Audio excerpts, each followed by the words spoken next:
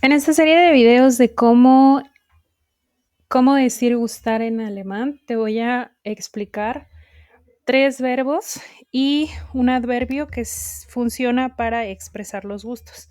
Entonces vamos a comenzar con el primero del verbo mögen y vamos a ver cómo se utiliza. Aquí te tengo en la pantalla la conjugación del verbo mögen, que es gustar. Esta estructura de la oración tiene como orden sujeto, verbo, complemento, sujeto, verbo, predicado.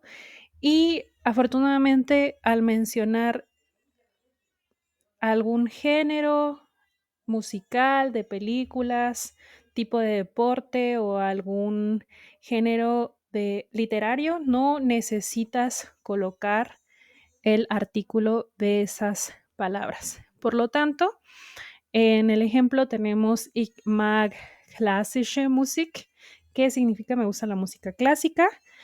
Conociendo esta palabra klassische Musik, lo único que necesitas es colocarlo en ese orden. Y para negar algo, continuamos con el mismo orden, pero al final colocaremos la palabra nicht para hacer una negación, para decir no me gusta. Ich mag Rockmusik nicht, zum Beispiel. Luego también tenemos la versión de las preguntas, pues para conocer a alguien y preguntarle sobre sus gustos, lo único que necesitamos es hacer la inversión, colocar primero el verbo conjugado de acuerdo a la persona. Machst du Geschichte? Aquí es la historia. Entonces se refiere a esta materia, te gusta la historia. Y así de fácil es poder hablar de los gustos con el verbo mögen. Entonces, ya podemos observar aquí, lo único que tienes que aprenderte es la conjugación de este verbo con sus diferentes pronombres. Por supuesto, puedes también utilizar nombres de personas, no sé, Laura, Mag, Rock, Lucía und ich, Lucía y yo, mögen,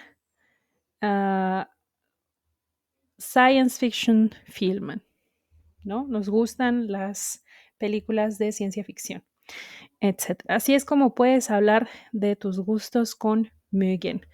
Ahora vamos a ver mögen con personas. Para poder hablar de mögen con personas también tenemos que conocer el verbo conjugado como lo vimos en la diapositiva anterior. Debes de aprenderte estas conjugaciones y como tiene el mismo orden, lo único que vamos a hacer es ahora hablar de personas. Mögen tiene una connotación emocional, por lo que también puede significar querer o que aprecies a alguien. Entonces, aquí podemos observar este ejemplo, Janice mag Erika. Al sustituirlo por pronombres, el sujeto del verbo y en complemento, el sujeto, pues Janice es un personaje masculino, podemos sustituirlo por ea, el verbo mag, y aunque parezca igual, aquí se está utilizando un pronombre del acusativo. Ella se puede identificar como igual, pero pertenece a otra categoría, puesto que ya no es el sujeto. De la misma forma podemos hacer la negación. Daniel mag Lucía nicht. Daniel no quiere a Lucía o Daniel no le gusta a Lucía. Mag sie nicht.